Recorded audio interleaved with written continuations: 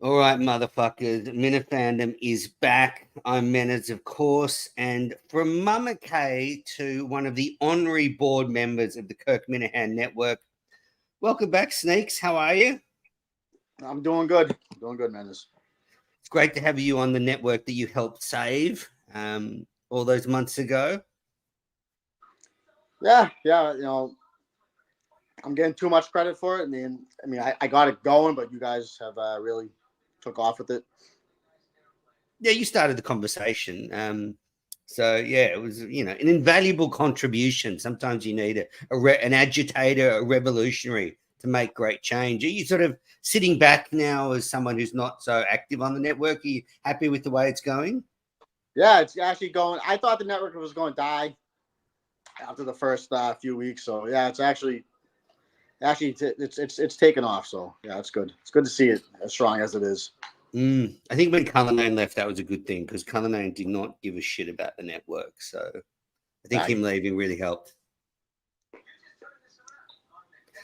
So I heard you say on Mount Kirkmore this week. You did a great job, by the way, with the Minifan fuck ups. But I heard you say Poppy's Kitchen is officially dead now. That the boys have hung up the boots.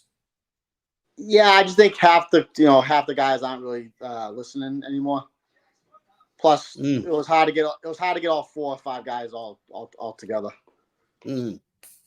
And you did say, which is true, that it was good that you guys jumped on there when the network restarted because there wasn't much going on when we started up again. So it was good you guys did those early shows, some great episodes, and I can sort of understand why you guys dropped off. I thought Cullinane wasn't very supportive of Poppy's Kitchen in particular because he didn't like the negative comments directed towards him. So um, anyway, that rat fuck. Good Yeah, I luck think to him, but. I think Dave was scared to mention my name. He was scared to say Poppy's Kitchen. He always ignored it. But we didn't want to force anything either. If we had nothing to talk about, we didn't want to just go on and just start, forcing content. So the less was more from us. Mm, yeah, absolutely. And you can jump on the other shows and give you hot takes. Exactly. Now, there was actually some mention about the network on today's KMS. So what and this wasn't my idea. I'll be 100% upfront with this. This was a John from Scranton and a BA suggestion that we should try and get Mike and the Minifan streamed on the KMS Twitter. And, I was really surprised. There were what I thought were 5, relatively intelligent people, if you sort of take out Justin, Mick, and Montante. So there was two relatively intelligent people in studio today, and that they didn't understand that why you'd want to do that is to just promote the network, promote the show, because obviously KMS has 40,000 Twitter followers. If people retweeted, a few people might go, I didn't know there was a Kirk Minahan network. Who's this guy BA? And maybe they subscribe and, we get a few more followers, but it didn't quite twig with them. And then that Kirk was saying, oh, we have to work out how to do it. I'm going to stream this Minifandom on my Twitter, the KMS Network Twitter. It's very easy to do. Like StreamYard, you can stream anywhere. I mean, if fucking John can do it to like 5 places at once, does he think Coleman can't? Right. Well, you got 2 producers. You have 2 producers working on the show. This shouldn't be that hard to get the show on Twitter. Exactly. The more eyes, the better. Yeah. So I'm not too. They were saying I'd be all pissy that they said no, I couldn't do it. I mean, said it wasn't even my idea, so I don't care that much that we can't stream Mike and the Minifans onto the KMS Twitter this week. But I was just surprised that none of them could get why you do it. It's just promotion, more people to see it. Anyway, well, I've got some sneakers content here. So let's start with Justin. People, this is from you on Jan 15th. People forget Justin has fucked up more times than anyone. Let's start with Madawaska 2 when he screwed up the Friday pre-show and the Saturday Minifan events. So, Sneaks, what are your thoughts on Justin coming back to the show? It's just a little forced. Everyone blowing Justin like, oh, this is where he belongs. He's home. He was offered the job like 2 or 3 times. He's denied it. When he did work there, he was he failed at everything he did. The only thing he's good for is being like a clown, like driving out to Portland, he fucked that up too. Everything he does, he kind of fucks up. He's fucking up the audio, then he screams like he really cares. It's like, the act's over. It's like, just do your job. You don't think though that he's been through the ringer? I mean, he survived the first sneakers assault where you drove past and honked your horn and terrified him. Now that he's got through that, do you think maybe Justin, say 3.0 might be a bit better for the show? It could be. I mean, again, his first idea was to drive to Portland. He had horrible content up there. He didn't do anything. He had two sandwiches and he had no audio. Then drove home. I mean, what was the point? Yeah. If Gus did that, Kirk would have been all over him. How did that help the show out? How did that help selling tickets? It didn't do anything. So I mean, I'm a man of honor. I like to. I'll give Justin some time, but the audio sucks now lately on the YouTube. The two interviews that they had, the audio is kind of in and out. So we'll see what happens with them. Definitely, they're having all sorts of tech issues. The sound on the YouTube's pretty bad. Then the audio actually sounds pretty good on the podcast, so I'll give them credit. If he can get his big test is Friday before the Portland show, because Cullinane fucked up the live the Minifandom show at Gritty's. They couldn't hear anything. So if they can get the audio going there and people can actually hear what's going on, that's a big step for them. It sounded like the sound sounded good at the Subway show. So, but there's 20 people there. Last year at Gritty's, you couldn't hear anything inside the for Mike and the Minifan. So we'll see what they can do. Maybe they'll go there a little earlier before Cullinane did and actually care. Yeah, I guess there's a real chance.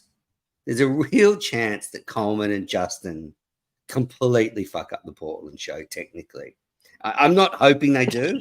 I'm 100%. People misconstrue my negativity sometimes. I want it to be successful. If I was there, I would be cheering them on. But Coleman has no history of doing any live shows. Like, he's never put on a big show. As you say, Justin's history is littered with problems. I mean, it could be Plymouth 2.0 if they don't keep an eye on themselves. After Plymouth, the Plymouth disaster, Kirk has promised, again, every show he says this is going to be the best live show. It's the best live show. Plymouth was so fucking bad. Everything from where they had it, and they had it, the audio, the screen, whatever. Kirk can't really afford to leave this in Justin's and Coleman's hand. He really needs to reach out to Barstool for this one and have no fuck ups on this one. You're right. They need a proper stage manager with technical experience who's worked big events and can tell Coleman and Justin what to do. And in fact, I'm a great CEO, sneakers, and great leader and a great mentor. If I was Kirk, I'd be thinking maybe I should invest and get an advisor who's a professional for this show, and he can train Coleman and train Justin. They can learn by watching this person how they do it. So the next time they do a show, maybe you don't need so much assistance. Rather than, and I know Kirk likes the content, but as you say, after Plymouth, after the amount of fuck ups, we can't have another one, and it can't be a joke. The live shows always fuck up because people will just stop going. I mean, then it could be because it's the Easter weekend, but I mean, there's a lot of tickets available right now. Is it because the Plymouth was so bad, or is it because of Easter? So go on. You have two apprentices pretty much working for you. Two apprentice producers who've never done a live show. You need someone seasoned that's done it. They can, like you said, watch them, learn from it. And make it better for the fans. You're right, exactly. So, I hope Kirk takes our advice. He often takes our advice. I thought it was amusing that you reached out to him this week to let him know that Mayo was shit talking the Sopranos interview. I just don't like Mayo being a little snake. I think he was just, Mayo wants the attention, but he was in that chat. He was very critical about that interview. Yeah, but if he went into studio, he'd be sucking Kirk's dick about it. So, right, like all these guys do. Yeah, exactly. Yeah, just on the Portland concert, you've tweeted out, did any fans buy tickets or just the bots? Tickets everywhere for sale. And you're on a website called Vivid Seats. and you're scrolling around. This is on your Twitter, and there's tons of tickets already for resale. And that is very strange because if a Minifan, buys tickets, there's really no reason they'd be reselling it now. Maybe, a week or two before something comes up and you can't go. But why would you be reselling it this far out? I mean, it's not till March 30th. And, we're just at the end of January. So clearly a lot of tickets were bought by bots. And they probably look, those bots probably just look at the fact that the shows have been sold out in the past that Kirk does or something. But another huge culinary mistake. He books the thing on a fucking Easter long weekend, doesn't even think about it. I mean, how moronic can you get? I think they get on these highs after live shows, and they have like a great live show, a great show, and they get on these highs, and they want to book something so fast. They don't do any research. Like that Plymouth, like after the Portland show, they booked Plymouth in like a couple of weeks. That was, I mean, what a disaster. Then they booked this one to make up for Plymouth, and they ask for the cheapest, the cheapest date they had. I don't know if well, they did say it was cheaper. That's right, but they probably didn't work out why. They didn't look in their calendar, and I don't know if I said it on the show or if just said it privately. But the thing is, this. I'm sure there's not a lot of fucking Bible bashing Minifans, or at least I hope not. I hope they've got more sense. But if there are, sorry, it's not about the Bible. I in the States that celebrates Easter. If you have kids, you got an Easter egg hunt in the morning. Exactly. It's not about church. That's it. That's what I mean. It's about your family kids aspect. Then you can't leave your wife if you got fucking people coming over for dinner or whatever. You have your exactly. Hand, you just go. I'm going to Portland for the night. I'll be back tomorrow, hungover. It just doesn't work that way. Exactly. And when 95% of Minifans are fat, overweight men, right? Who if they really piss off their significant others, will be single for the rest of their life. They can't risk that. Yeah. So I don't think it. As I said, I don't think it's a significantly holy weekend or anything. I just think it's easy for a guy a family. Like Ava. He's just going back to his mother's to eat. And that's it. It's easy for him. Like Montante, he's got no family traditions. He just just stuffs his face too. Dummy. So like those guys, it's easy. But like most people, families, absolutely. Just me. Yeah. Now you also tweeted out, "I stand with Gus. Working for Kirk is career suicide. I can't wait to watch Montante line up to be next in line to kiss Kirk's feet." Bah, bah, bah. Were you a Gus guy? Were you a closet Gus guy? I think I felt bad for Gus. Such a weird person. But like, was he hired to produce, or was he hired to be a content clown? Like, that's what I don't get. Everyone's like, "Oh, Gus hasn't done anything. Gus isn't bringing anything to the table." Like, Gus's mic shouldn't even be on. Who cares what Gus is doing? Just get the audio up, get the YouTube going, and do behind the scenes shit. That's why I just didn't understand what the big argument about Gus was. Was he hired to produce the show, which that's what he did, or was he hired to create content for Kirk? I don't think Gus really knew though what to do behind the scenes. So I think that's where the problem was. You get the audio right, and he clearly was the technical wizard of that team. But then I don't think he knew what to do when the cameras stopped rolling.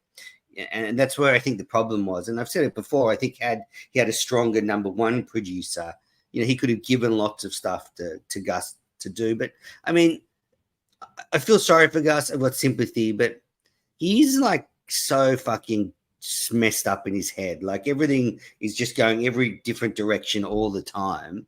He's probably not, in his current mental state, he's probably not suitable for full-time employment anywhere, let alone in a job like this.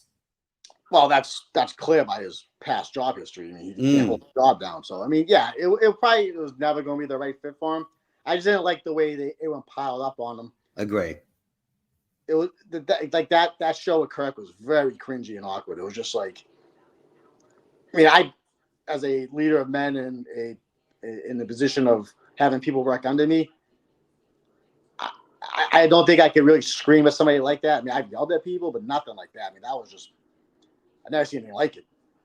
Yeah, but I guess what frustrated me was it was a little bit weak from Kirk because he just needed to fire him. Like, if you don't want him there, if you don't think he can do the job, he's only been working for you for a couple of months. Just say, pack your stuff up, go, you're done. You don't need to sort of put him through the ringer for a week. And then I've got to say, like, Gus, have some personal pride, you disgusting piece of shit. I mean, fucking roller skating down to that Delaware show and skating around. If I'm him, I say, Kirk, fuck off. I'm going to take some time now. I'm not your little lapdog, and like take a break and don't do whatever Kirk wants. So I thought the whole thing was just a bad look on both parties, and I still can't get over. Gus got picked up by Coleman. They went down to Delaware. They came back the next day. They stayed in a hotel. Gus didn't have a shower that whole time. That is disgusting to me. Like, if you're in the car for 6 hours, then you do at a live show, then you're at a bar, then you go to bed. So, okay, maybe you're tired, you just go to sleep. But then you wake up in the morning and you just put on probably the same underwear, the same clothes, and get back in that car with Coleman. If I'm Coleman, I'm telling Gus, you can fucking walk. Am I overreacting? No, not at all. But Madawaska, too, people forget, Justin drove up on that Friday in that pink, the salmon shorts, the salmon shirt. He didn't shower. He wore the same outfit for 3 straight days and never showered. You kidding? No, I mean, I used to have it on my Twitter, all the pictures documenting it as his hair went from poof. He went from an afro on Friday night, Mike and the Minifans, to a greasy, by Sunday morning, a grease ball. That is disgusting. I mean, to be fair, the showers were so small in the hotels at Madawaska. I don't think Justin could fit in there, but at least get hosed down or something. Yeah, absolutely. This must be a producer thing. It's gross. I mean, I like 2 showers a day, really, in the morning and at night. But if I'm getting in a car with someone after, anyway, Gus is not used to working either. So like most people get up, take a shower, go to work. He just gets up, puts on the video games, and hangs out for the rest of the day. Yeah. Are you still monitoring his video games, or is that all over? He went private again. Okay. So he's probably playing 18 hours a day. Oh, he's probably playing right now. Yeah. Another tweet from you, Sneaks. This is about AJ and Jamie's, AJ and Meadow. This interview is terrible. Who cares about 2 actors from a show from 25 years ago? What a dud. Not a Sopranos fan? No, I'm a huge Sopranos fan. They were the 2 worst characters in the show to begin with. Anytime they dealt with AJ or Meadow, it was like... I like Meadow. Well, you like looking at her. Absolutely. Just go on her Instagram. She bailed out of the fucking interview 20 minutes in. She was bored. AJ has nothing. He hasn't done anything in 20 years. Just sits around gambling, drinking. So he was like, I'll stay here all day. Why not? He's kind of like Gus, just with money. I quite liked it. I mean, I'm a big Sopranos guy, and I thought the interview was good. I thought there were good questions apart from Steve from Gloucester's. I thought, the banter was good between them. And I liked the fact that as it became more and more evident, Robert, aka AJ, was a massive stoolie. And I thought it was funny that Jamie was like, okay, well, they're just talking about all this bro shit now. I'm going. I thought it was cute. If you'd sort of said to me 25 years ago when I was watching The Sopranos that, Robert would be on KMS, shooting the shit with Kirk, I would have thought that was pretty funny. Yeah, put that on a separate episode. It's fine. People want to listen to that. That's fine. But I don't know. What I found funny about the interview was when, because Kirk's always trashing Stu Finer. Yeah. He's always like, I don't get it. I don't get his act. And AJ was like, I love Stu Finer. And Kirk was like, oh yeah, Stu's a good guy. He just tell the truth. Tell AJ that you don't like Stu and you think his act sucks. But I like seeing that side of Kirk, and I agree with you about some of the interviews. They should just be kept separate. Like some of those interviews where he interviews authors and stuff are so different to the show.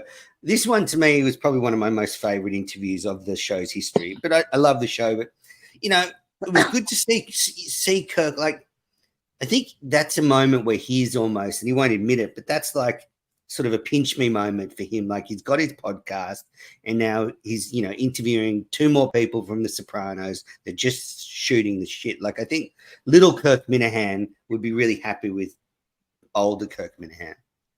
Well, he couldn't afford to piss them off after he pissed off Christopher Montante. That's true. That's true. So where are you standing with Montante? Because I've got a couple of tweets from you. Imagine losing out on a job to Gus and Justin. Stay hot, Montante. Agree. That would be fucking soul destroying. And then after Subway, most pathetic performance of the weekend was Montante. Please, Kirky, forgive me. I love you. I'll do anything for you. Laugh, laugh, laugh emoji. Julie has bigger balls. Where are you standing on Montante? And then you've quote tweeted a woman eating a girl's ass out, and you've gone, looks like Montante when he saw Kirk at Subway. Great tweet. I like Montante. I talked to him a lot on the phone. Yep. Kirk does this thing where he just dangles that carrot in front of their face. He's like, you just hang on for a couple of years. Who knows? This minimum wage job could be yours. And these guys just take it. And I'm like, you guys, like you, Mick, Gus, Julie's the only one that said, fuck you, Kirk. I'm not going to Delaware. I'm going skiing. That's some inside information I heard. These guys just got together and said, no, we're not going, Kirk. You fuck with us all the time. When you need us, we're good. When you don't need us, we're pieces of shit. And they should have took a stand. Instead, Montante, he's such a weak man, maybe because he has no father in his life, but he just crawls back every time to Kirk. And it's just like, have some balls. Fair enough. So you think Montante? What would your advice to him be now? Well, my advice is, don't go on your show and complain about not getting the job, then go back on the show. Either don't complain and just you want to be a guest, that's fine. But don't sit there and go back on your show and stop pouting like, I'm not getting paid. I thought I had the job. It's like, stop bitching. If you want to bitch, just go to Kirk and bitch. Don't do it in your show, then go back in and go, no, you start walking it back. No, Kirk, you're taking it out of context. So he likes being a guest. Be a guest. Shut up about getting fucking paid, not getting the job. You lost out to Gus. And then Justin. And I guess Coleman as well. Right. And look, as we're both leader of men, right? Sharing a job never works.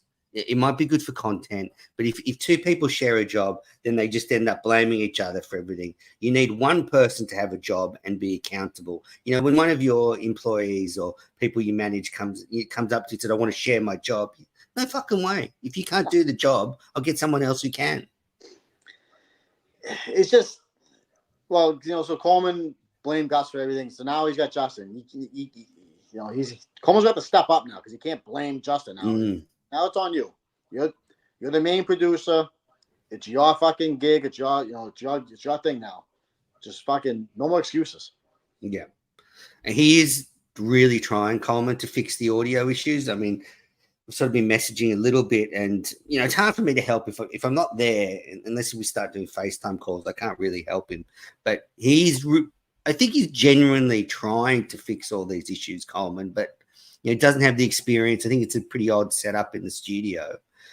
But you're right. He's got no buffer now. And when he brought up that terrible story on, was it Wednesday's episode about what eat is eaten most or something? What eat is eaten most?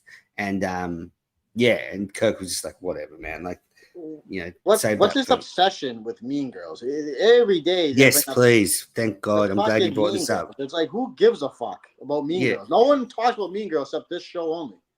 Yeah, it's so. Is Kirk in love with Alex Bennett? The other one there, because he's always fucking Jordan and Alex. These guys with the fucking Mean Girls. Like, no one cares about Mean Girls. No one cares. Yeah, no, the only one who cares about them is Coleman, and it's so boring.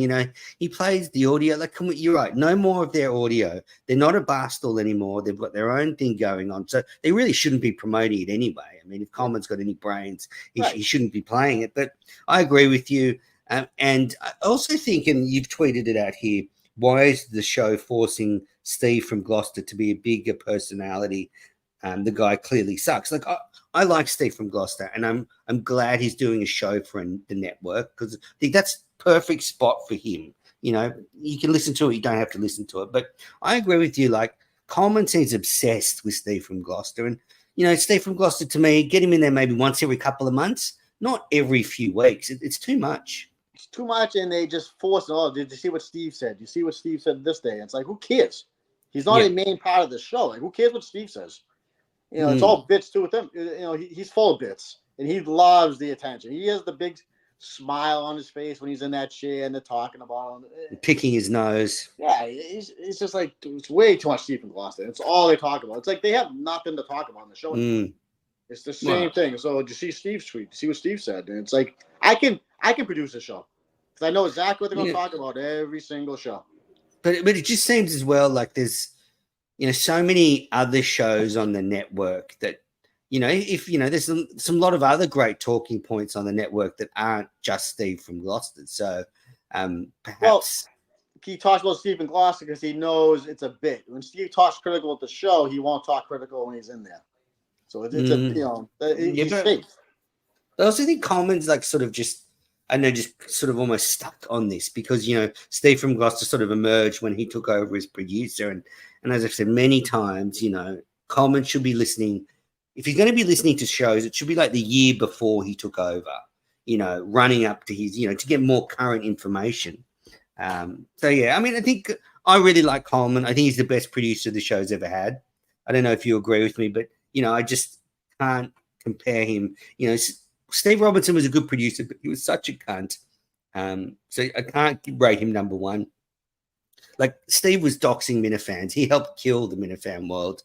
Then you've got Cullinane, who was, you know, hopeless after a few months. So I think Coleman so far is my favorite producer. Like, he's trying with the network, and he's trying to give interesting stuff to Kirk. He's just not quite there yet. Yeah, Steve was a cunt. Went after the Minifans. I kind of respect it, but, you know, he was a cunt. Dave, all Dave wanted to talk about was pop culture. Stupid, like he was like doing like a fucking top 40 radio station. Yeah, Coleman is obsessed with anything Barstool related. Oh, did you see this guy tweeted this? Rico tweeted this. Oh, do you see this at Barstool? It's like, is this just like what's going on in the Barstool Twitter? Like, no one, that's all they talk about now. It's Barstool. No. And when Kirk started, it was never about Barstool. He did his own show. He was separate from Barstool. Now it's fucking slammed down our throats. Barstool. Who cares? Oh, did you hear what Kelly Keegue said on Barstool Radio yesterday? Like, they're looking to pick at, like, it almost like they're forcing to find some kind of argument with someone in Barstool. And it's just like so fucking boring. I mean, I care much more, you know, what Beanbag Ron and McFuss Daddy said on Mount Kirkmore, and I care what's said on Barstool Radio, or, you know, what's the lock of the week from Robbie V. Much more important. He's on a heater. He's on a heater. Where are you? So, okay, so if you stepped outside of your home today and you saw Visionless Dave just walking past, what's the status? Would you jump him again? Would you give him a hug? Where are we? When I left that day, you know, I shook his hand. I said, "Have a nice flight back to California." I thought we were fine when we left. You know, just had to, you know, just had to shake things up a little bit. You know, so, but no, I think I left it, and, you know, just like hockey, after a nice little scrum, you know, you get a little handshake or pat in the ass, and I was fine. The only person I was like still fucking choking on his muffin was on his donuts was Jay. He was only hyperventilating in the corner. Yeah, sounded like he was sexually aroused too. So you know, when people look at that, they go, "Fuck, Sneakers is a psycho. He went to jump a Minifan." How do you respond to that? I just felt like, you know, a lot of stuff was said about me, and I'm like, you know what? There's you know, you saying a lot of shit. I'm like, I'm just gonna face the guy face to face. You know, sometimes the internet has to, you know, get real. So I just said hello. You know, I just saw them getting some coffee before his fucking flight, and I said hello with my hands, and that was it. I think after that, you know, it was good after that. And was this done at all, like, tongue in cheek, like for a bit of fun? Like, was there any part of you was thinking, I'm gonna fucking beat the shit out of this guy? Well, I was on a busy street. I was in Newberry Street in Boston. So it was like downtown. It was very, very busy. So I didn't want to, like, hit anybody.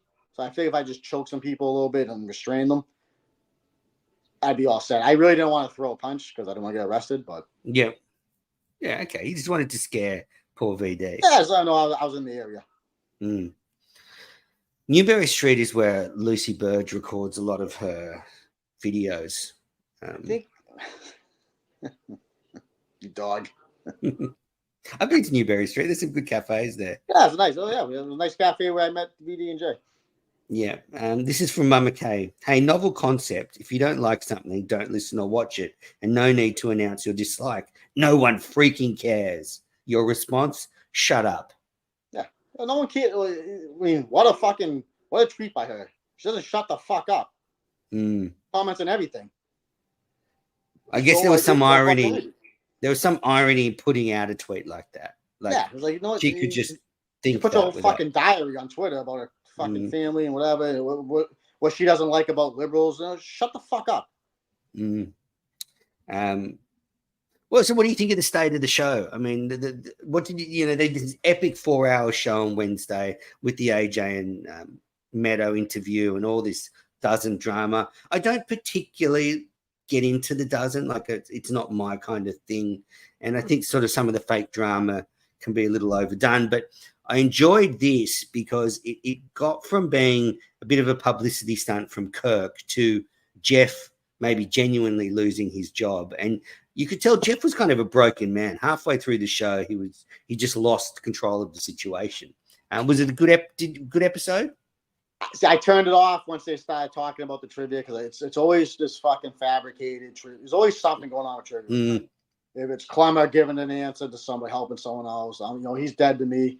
If it's the fat guy that was on the team that he kicked off and he's trading himself. So I zone right out when it comes to trivia. I never know what's real, what's not. So I'll have to re-listen to the Portnoy coming back on there. So I thought today's episode was the best of the week. Yeah. Just because it was less geared to Barstool, but the trivia shit. I mean, Craig said today, speakers don't say trivia is boring. It is boring. No one cares. Yeah. Are all the other Barstool podcasts fucking talking about fucking trivia every single day? No one talks about it. It's Kirk. It's all he talks about. Fucking the dozen. Then we got Jeff Lowe calling in like he's some big fucking commissioner. Like Portnoy said, you can get anybody to host it.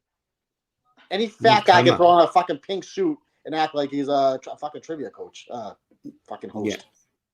Like who cares? Yeah, I liked that episode because there were so many, Portnoy coming in 2 or 3 times. There was real live drama, but it was a massive publicity stunt from Kirk. Like he completely pulled the wool over Jeff Lowe's eyes. Like clearly the captain and person who's named who's the team is named after can't trade himself off it.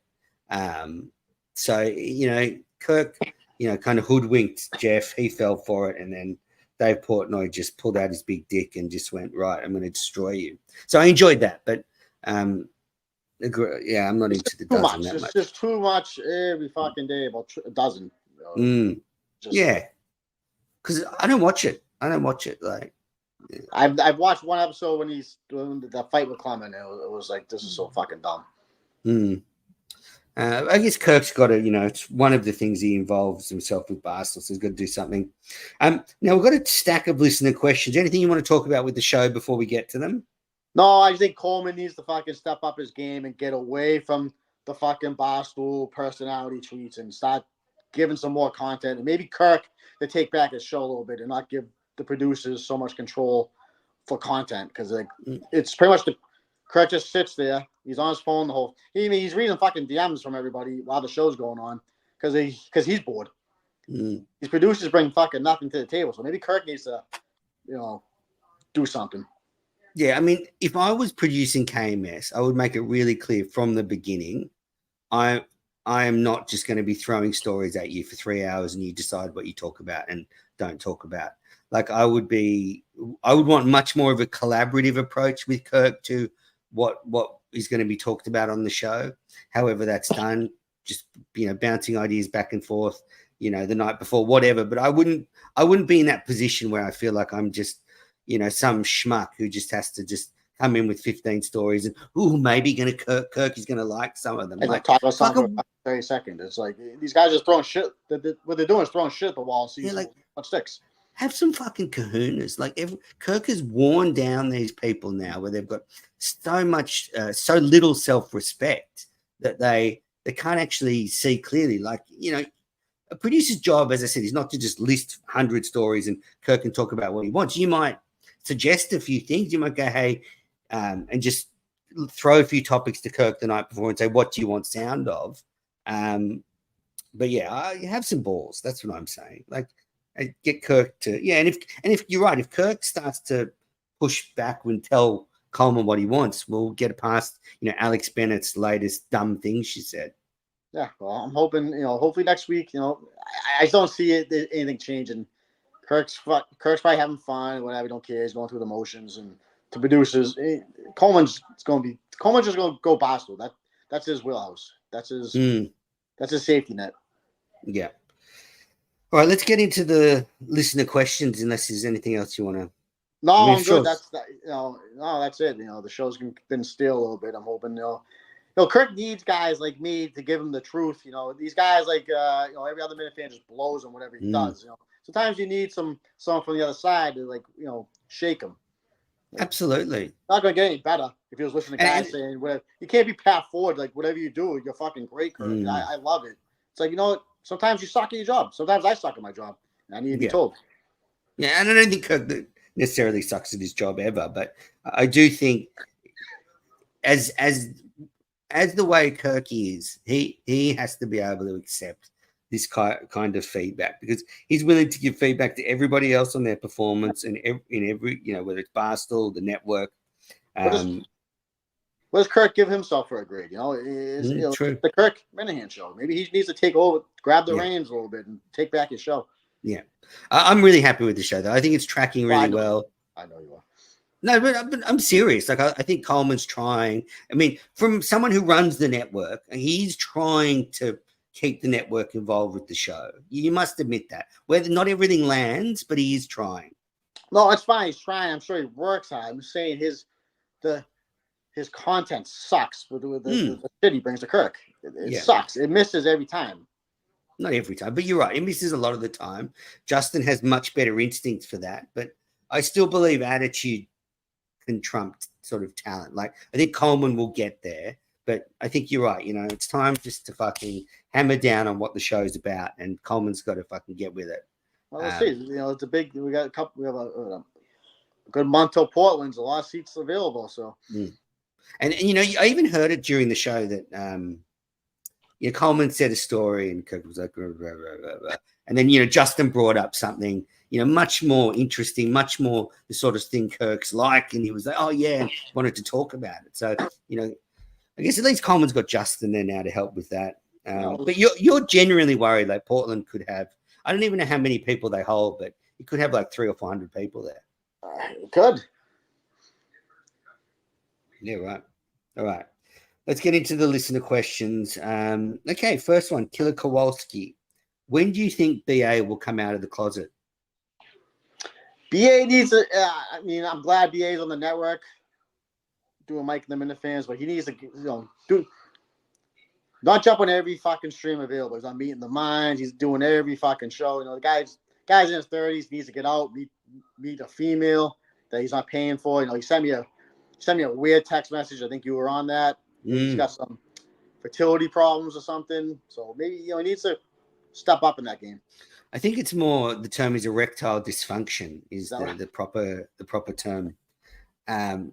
So yeah, absolutely, we were hooked in that. So now we've got each other's phone numbers. So I think BA is doing a great job. He's cleaned his act up a little bit. He's an exceptional host of Mike and the Minifans. But yeah, you're right. That text message was concerning. I would say lay off the juice. All right, now Jackson from Australia. Just when folks thought the Mama K episode was unlistenable. That's not really a question, but have you had your issues with Jackson? He just caught. I see this guy that's fucking tweeting to the fucking universe and nobody responds to this poor bastard. I feel bad for this guy. Lives in Australia. He's obviously single. beautiful country, beautiful ladies, and this guy is ugly as sin. And so I feel bad for the guy sometimes, but so I throw him a comment here and there just to engage with him. Yeah, I think he really loves. I think he loves everything about America. I mean, he plays baseball here. He's it's right. I think he's a bit of a right wing nut. Keep him. But yeah, I like Jackson. He's part of the Australian fan club, so I've got to support him.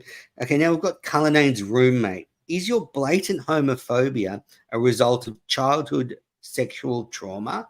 So you might not want to talk about it. I don't know if this is triggering. A little bit.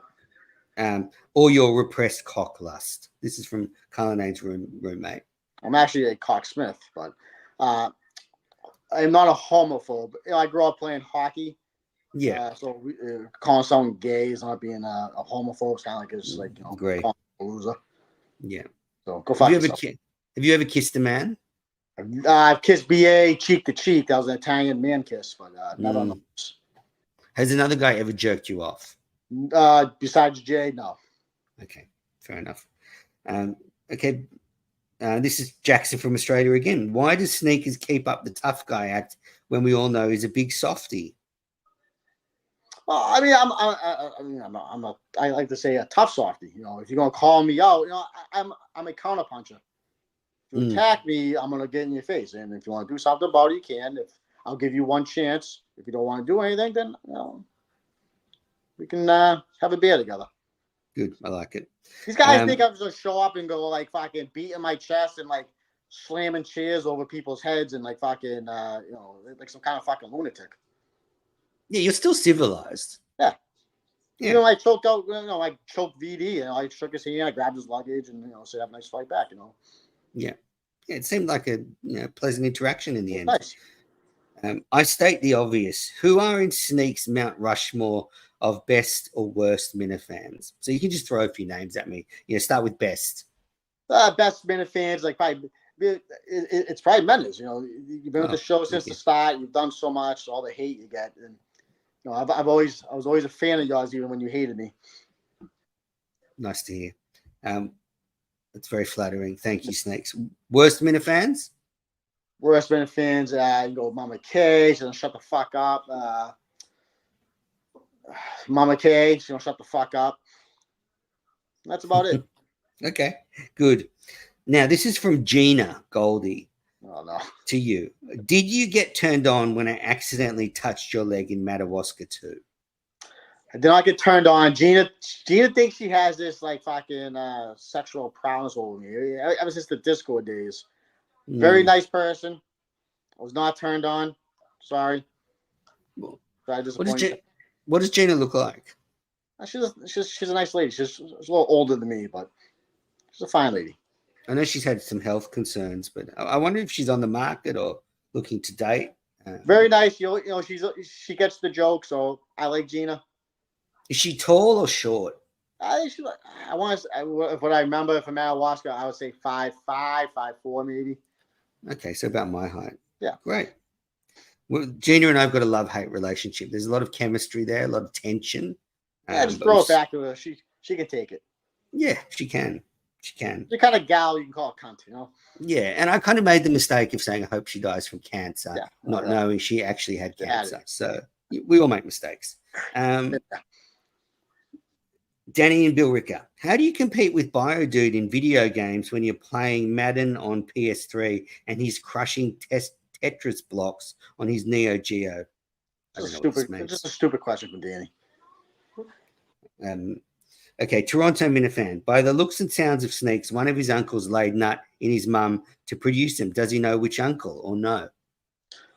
No, I don't. No. I mean, these guys are so fucking jealous. These guys are such pussies too. Is this Brian? Do we think this is Brian? I don't know who it is. It's definitely probably like probably 3 or 4 accounts. It's the same guy who just fucking, they'll never come up to me. They'll never say anything to me. Just pussies. Minifan therapist, I think, is Brian, and he's left like 100 questions for you, but I'm just going to ignore them all. We'll have to do a separate show just to tackle them, and then they're not genuine questions. Portly Clyde, does Sneakers know if David from Hull's salad has been touched yet? And also, what was the quality of the mozzarella? I mean, there is no chance that salad has been touched. David has never touched a salad in his life. Absolutely not. He's a cheap fuck. That was cheap. That was store brand mozzarella that he bought for his fucking guest too. That guy is unbelievable. Yeah, salads are safe in the David household. That's for sure. Box eating dad, how much do you load up on the calf press, and does he have any recommendations to keep his ice bath from freezing over? Just fucking load it up, Box eating dad. He has bird legs. He needs to fucking stop texting me about the gym and just get his fucking ass in there. Box eating dad again. What is Mr. Sneakers? Stay out of the ice bath. The ice bath decreases your muscle growth.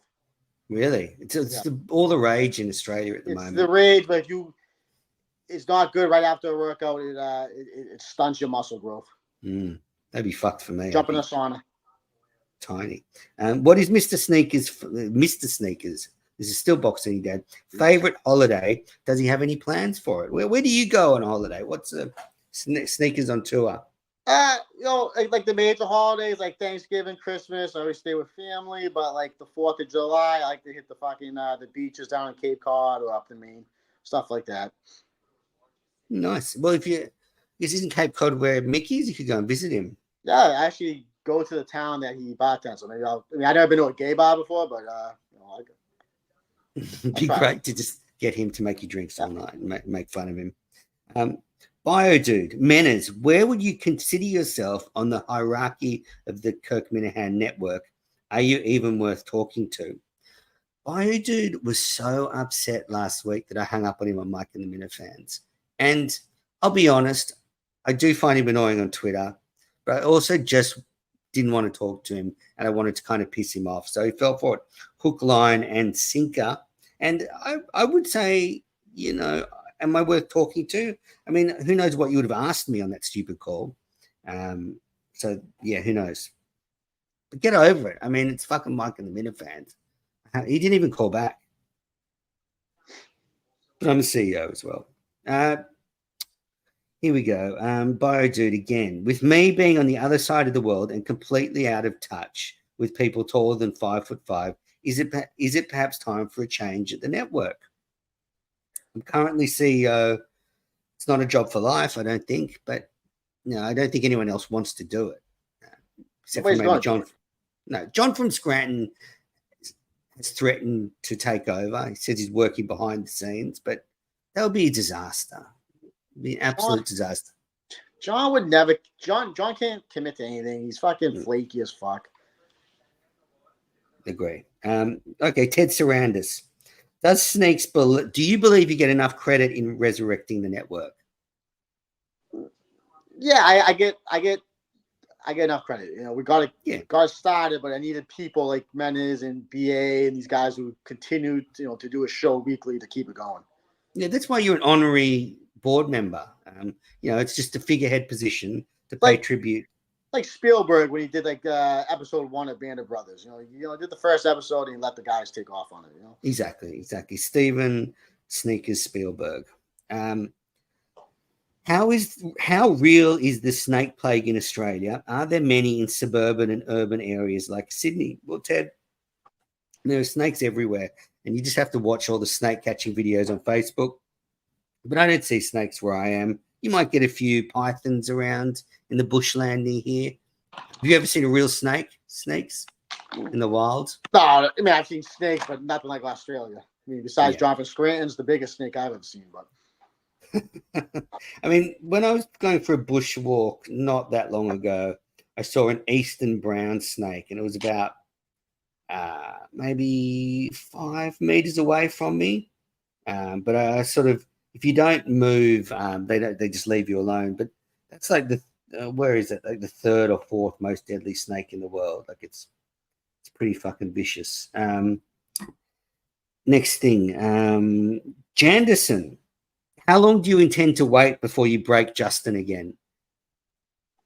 When he called his, I can't break Justin's balls too much. His dad, him and his dad went to the cops last time, so I can't do anything. Did they really go to the cops last time? Well, when I did that beeping thing, his dad called me, and I thought it was Justin, so I was like, hey, we all set now, and he's like, this is Justin's dad. I'm going to the, I'm sending a complaint to your house. I'm like, whatever. So he sent me like a She's temporary. soft. He's How soft. soft is that? The thing is, Justin lied too. Justin's like, Sneakers is calling my family members. He's calling my house. I'm like, I called his cell phone that he gave me his number like probably 6 months before that. And I called him in the morning. That's the only person I ever called besides driving by the studio. But he's a pussy too. Yeah. So you're not going to break him again? No, I'm not going to break him. No. Okay. So Justin, you're safe. You can sleep easy tonight, young man. Sleep easy. Yeah, sleep easy, dreaming about Star Wars. Patrick Ford, sneakers. Are you a nap guy? If so, what's the best time of day to nap? If no, would you want to be a nap guy? It's tough to nap with little kids. I mean, if I'm I do love the nap. The best time to nap is around like 11, 12 in the afternoon because I'm an early riser, 4 a.m., 5 a.m. So 11, 12 is the sweet spot. Get a nice 2-hour nap in and get the rest of the night to go. I like it. I do like a good nap. I'll stay up late watching cricket a lot from all around the world and then get a little power nap during the day. All right, this is Michigan Man. Who is the worst Minifan on Twitter, in studio, at live shows, and why is it Montante? Who's that movie guy that's coming on the network? Cinema Lords, Nick. Yeah, where's the capri cargo pants? That guy kind of sucks in studio. I'm a big fan of that guy.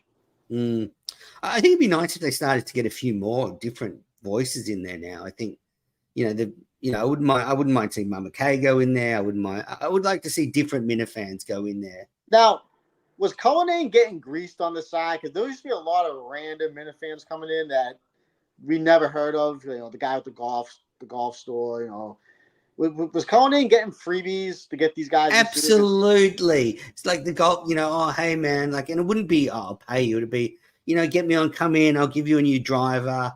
Whatever I'll help you with your insurance. There was someone who worked in insurance there. There was a dentist. I'll fix your kids' teeth for a discount. Absolutely he was.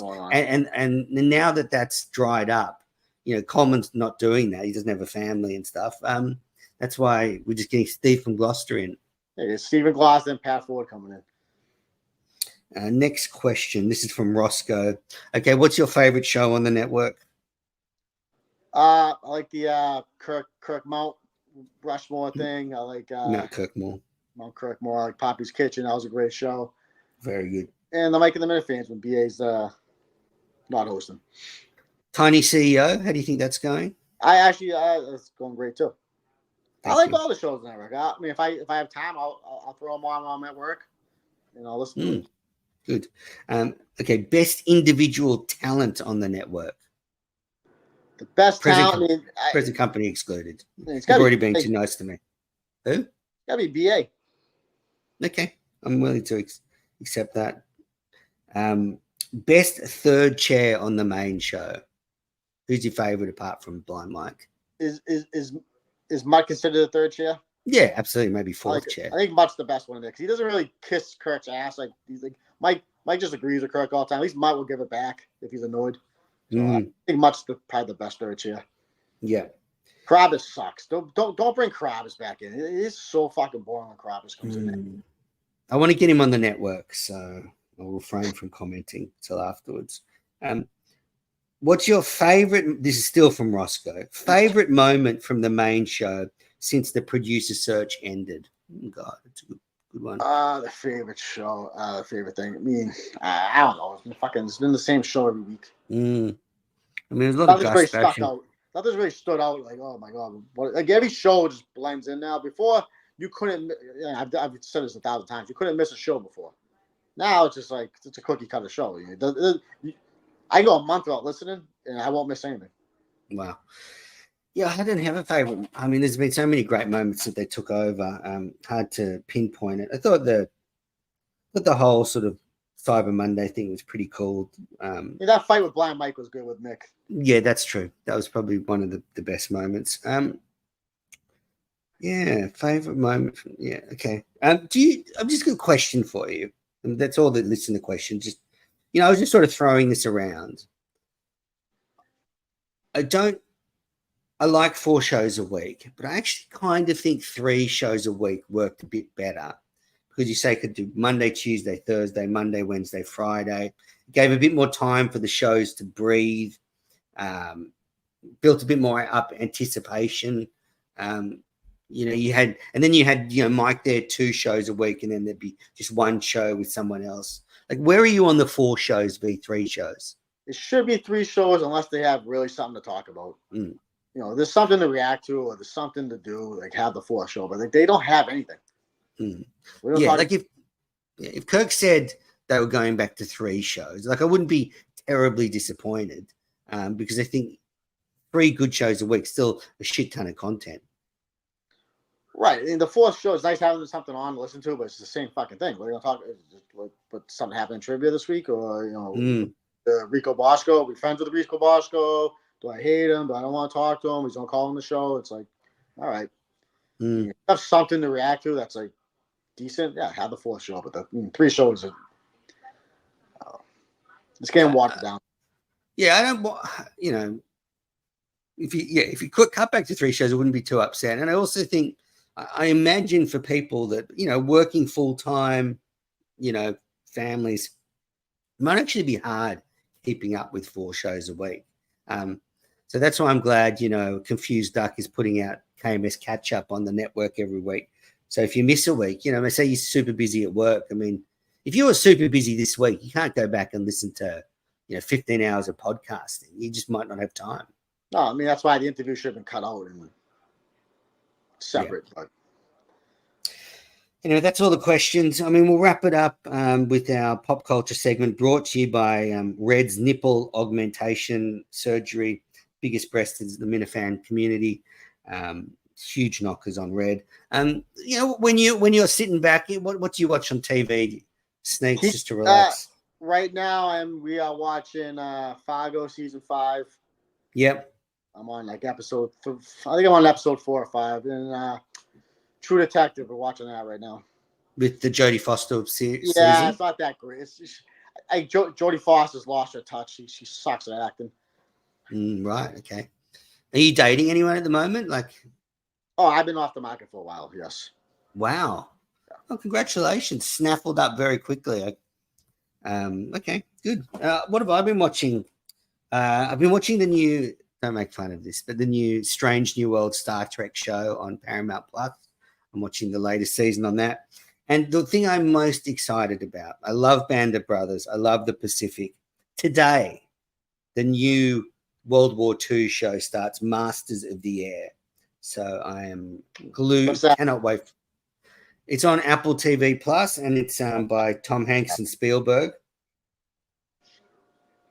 Don't have that one? I don't have Apple. I have every channel. I'm fortunate to have every single streaming channel besides Apple TV.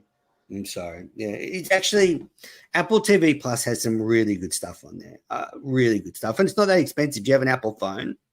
I do have an Apple phone. Yes. Yeah, you can get it. You probably get it for really cheap. They'll give you the first couple of months for free. I'll have to look into it.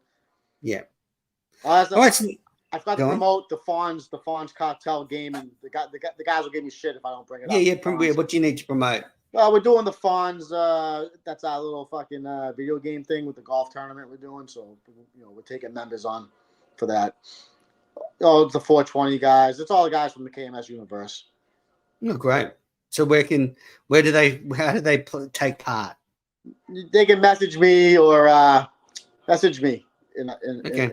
I'll give you the information. But the Fonz is taking over the video games. Good.